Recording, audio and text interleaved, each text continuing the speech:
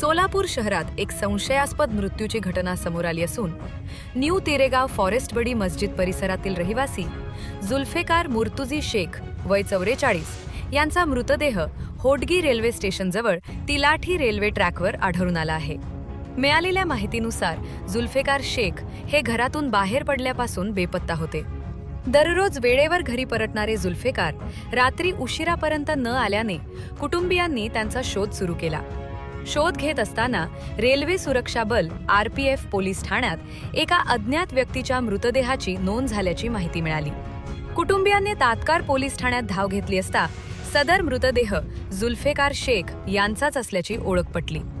दरम्यान जुल्फेकार यांच्या मृत्यूबाबत कुटुंबियांनी गंभीर संशय व्यक्त केला असून हा अपघात नसून कोणीतरी जुल्फेकार यांची हत्या करून त्यांचा मृतदेह रेल्वे ट्रॅकवर फेकला असावा असा थेट आरोप त्यांनी केला आहे। मृतदेह पुढील तपासासाठी आणि शवविच्छेदनासाठी सोलापूर येथील शासकीय रुग्णालयात पाठवण्यात आला आहे।